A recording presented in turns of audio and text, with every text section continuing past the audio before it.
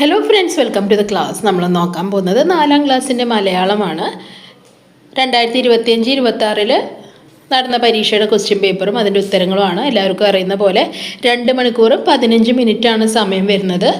എത്ര പ്രവർത്തനങ്ങളുള്ളത്? ആകെ 5 പ്രവർത്തനങ്ങളാണുള്ളത്. 5 പ്രവർത്തനങ്ങളും എഴുതണം. അതിൽ 4ലും 5ലും ഓപ്ഷൻസ് വരുന്നുണ്ട്. 4A 4B അതിലേതെങ്കിലും ഒന്ന് എഴുതിയാൽ മതി. അതുപോലെ തന്നെ 5A 5B അതിലും ഏതെങ്കിലും ഒന്ന് എഴുതിയാൽ മതി. ഓക്കെ, അപ്പോൾ നമുക്ക് ക്വസ്റ്റ്യൻസ് നോക്കാം. പ്രവർത്തനം 1 വായിക്കാം, എഴുതാം. എല്ലാ പ്രാവശ്യം ഇത് തന്നെയാണ് വരിക. ഒരു ഖണ്ഡിക, ഏതെങ്കിലും ഒരു ഖണ്ഡിക അല്ലെങ്കിൽ ഒരു കവിത കൊടുക്കും. അത് വായിച്ചിട്ട് അതിൻ്റെ ഉത്തരങ്ങൾ എഴുതാനാണ്. നന്നായി വായിച്ചു കഴിഞ്ഞാൽ നിങ്ങൾക്ക് അതിൻ്റെ ഉത്തരം എഴുതാൻ പറ്റും. ഓക്കെ. മുമ്പ്, കുറേ വർഷങ്ങൾക്ക് മുമ്പ് ആരോ വലിച്ചെറിഞ്ഞ ഒരു വിത്തിനുള്ളിൽ കിടന്നിരുന്ന ഒരു കുഞ്ഞായിരുന്നു ഞാൻ. മണ്ണിൻ്റെ മടിയിൽ അമ്മയുടെ മടിത്തട്ടിൽ എന്ന പോലെ ഞാൻ മയങ്ങിക്കിടന്നു. അപ്പം എന്തിനെ പറ്റിയാ പറയുന്നത്? ഭൂമിയിലുള്ളൊരു വിത്തിനെ കുറിച്ചാണ് പറയുന്നത് അല്ലേ. മണ്ണിൻ്റെ അടിയിൽ അങ്ങനെ കിടക്കുകയാണ്. ഇറ്റുവീണ മഴത്തുള്ളികൾ എൻ്റെ കവിളിൽ ഉമ്മ വച്ചു. ഇളങ്കാറ്റ് സ്നേഹത്തോടെ എന്നെ തലോടി. നിറഞ്ഞ ചിരിയോടെ സൂര്യൻ എൻ്റെ തലയ്ക്ക് മുകളിൽ തെളിഞ്ഞു നിന്നു. കുഞ്ഞിലകൾ വിടർത്തി ഞാനും തലയാട്ടി ചിരിച്ചു. മണ്ണിൻ്റെ അടിയിൽ കിടക്കുന്ന ആ ഒരു വിത്ത് എന്താണ്? മഴ പെയ്തപ്പോൾ അത് പൊട്ടി മുളച്ച് മണ്ണിൽ നിന്ന് പുറത്തേക്ക് വരികയാണ് അല്ലേ. കാറ്റ് അതിനെ തഴുകുന്നുണ്ട്, സൂര്യൻ അതിനെ നോക്കി ചിരിക്കുന്നുണ്ട്. അതും അതിൻ്റെ കുഞ്ഞിലകൾ കാണിച്ച് സൂര്യനോട് ചിരിക്കുന്നുണ്ട്. കാലം കടന്നുപോയി. ഞാനൊരു മരമായി വളർന്നു. എത്രയോ പേർക്ക് തണലേക്കി, കൂടൊരുക്കി, പഴങ്ങൾ നൽകി. കുറേ കാലം കഴിഞ്ഞപ്പോൾ എന്താണ്? ആ ചെറിയ ചെടി വളർന്ന് വലിയൊരു മരമായി.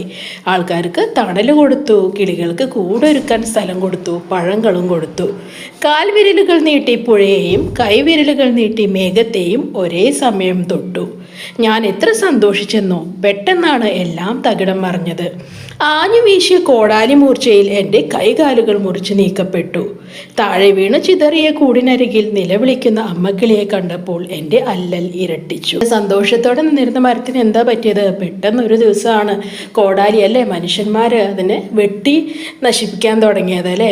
വെട്ടിയപ്പോൾ എന്താ ഉണ്ടായത്? അതിൻ്റെ കൊമ്പിൽ കൂട് കൂട്ടിയ ഒരു കിളിക്കൂടുണ്ടായിരുന്നു, അല്ലെ കിളി ഉണ്ടായിരുന്നു. ആ അമ്മ കിളിയും അതിൻ്റെ കൂടും താഴേക്ക് വീണു അല്ലേ. അത് കണ്ടപ്പോൾ ആ മരത്തിന് ഭയങ്കര സങ്കടമായി എന്നാണ് പറയുന്നത്. ഓക്കെ, ചോദ്യങ്ങൾ നോക്കാം. വിത്തിനുള്ളിൽ മയങ്ങിക്കിടന്നിരുന്നത് ആരാണ്? അത് മരമാണ് അല്ലെ. ഡി ആണ് ഉത്തരം വരുന്നത്. മരത്തിൻ്റെ വേരുകൾ ആഴത്തിൽ വളർന്നെന്ന് വ്യക്തമാക്കുന്ന വാക്യം ഏതാണ്? മരം വലുതായി അല്ലെ, അതിൻ്റെ വേരുകളൊക്കെ വളർന്നു എന്ന് കാണിക്കുന്ന ഏതാണ്? വേര് എവിടെയാണ് ഉണ്ടാവുക? വേര് മണ്ണിലാണ് ഉണ്ടാവുക. അപ്പോൾ ഏതാണ്? കാൽവിരലുകൾ നീട്ടി പുഴയെ തൊട്ടു, അതാണ് ഉത്തരം വരുന്നത്. ആഞ്ഞു വീശിയ കോടാലി മൂർച്ചയിൽ എൻ്റെ കൈകാലുകൾ മുറിച്ചു നീക്കപ്പെട്ടു. മരത്തിൻ്റെ ഈ അവസ്ഥയ്ക്ക് ആരായിരിക്കും കാരണക്കാർ?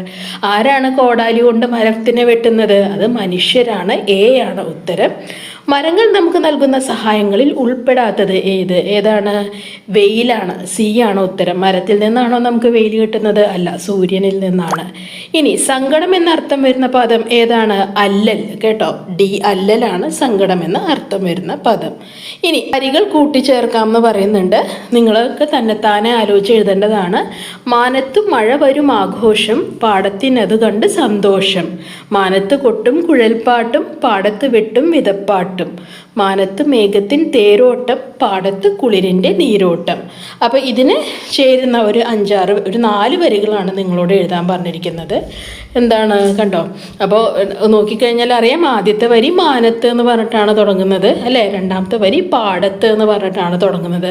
അപ്പോൾ അതേ രീതിയിൽ തന്നെയാണ് ബാക്കിയുള്ള 4 വരികളും എഴുതേണ്ടത്. ഓക്കെ, അടുത്തത് പ്രവർത്തനം 3, ചിഹ്നം ചേർക്കാം. താഴെ കൊടുത്തിരിക്കുന്ന ഭാഗം വായിച്ച് ഉചിതമായ ചിഹ്നങ്ങൾ. നേരത്തെ നനവുള്ള പുൽത്തകിടിലൂടെ തെന്നി പോകുന്നത് അവൻ സ്വപ്നം കണ്ടു.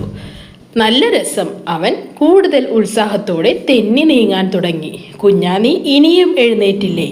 അമ്മയുടെ ശബ്ദം കേട്ട് അവൻ ഞെട്ടി ഉണർന്നു. അപ്പം എങ്ങനെ എഴുതേണ്ടത്? നല്ല ഉറക്കത്തിലായിരുന്നു കുഞ്ഞനുറുമ്പ്. അവിടെ എന്താണ്? ഒരു ഫുൾ സ്റ്റോപ്പ് ഇടണം അല്ലേ. ഇനി അടുത്ത സെൻറ്റൻസ് തുടങ്ങുകയാണ് അല്ലേ. അപ്പോൾ അടുത്ത വരി തുടങ്ങുകയാണ്. അപ്പോൾ ഒരു ഫുൾ സ്റ്റോപ്പ് ഇടണം. നേരത്തെ നനവുള്ള പച്ചപ്പ് തകിടിലൂടെ തെന്നി തെന്നി പോകുന്നത് അവൻ സ്വപ്നം കണ്ടു. അവിടെ എന്താണ് ഒരു ഫുൾ സ്റ്റോപ്പ് ഇടണം. നല്ല രസം, നല്ല രസം. അത് കഴിഞ്ഞിട്ട് എന്താ ഇടേണ്ടത്? ഈ ഒരു ചിഹ്നം ഇടണം കേട്ടോ. അവൻ കൂടുതൽ ഉത്സാഹത്തോടെ തെന്നി തെന്നി നീങ്ങാൻ തുടങ്ങി. കൂടുതൽ ഉത്സാഹത്തോടെ തെന്നി തെന്നി നീങ്ങാൻ തുടങ്ങി. അവിടെ എന്താണ് ഫുൾ സ്റ്റോപ്പ് ഇടുക. കുഞ്ഞാ, നീ ഇനിയും എഴുന്നേറ്റില്ലേ? അമ്മ ചോദിക്കുകയാണ് അല്ലേ. അപ്പം അവിടെ എങ്ങനെ ഇടണം? ഇതുപോലെ എഴുതണം കേട്ടോ. അമ്മയുടെ ശബ്ദം കേട്ട് അവൻ ഞെട്ടി ഉണർന്നു. ഇനി അടുത്തെന്താണ്? നാലാമത്തെ പ്രവർത്തനമാണ് സംഭാഷണം എഴുതാം.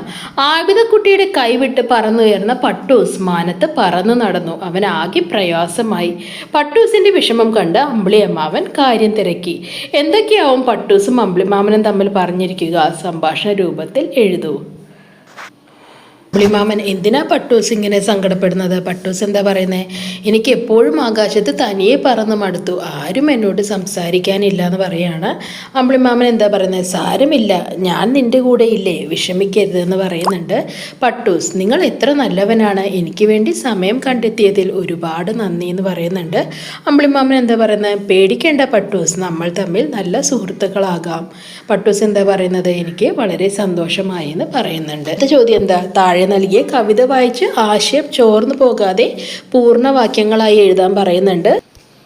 ചിറക് കുരുത്തു തുടങ്ങും മുമ്പൊരു ചിന്നക്കുരുവി നനയ്ക്കുന്നു. ചിറക് കുരുത്തു എന്ന് പറഞ്ഞാൽ എന്താ? മുളയ്ക്കുക.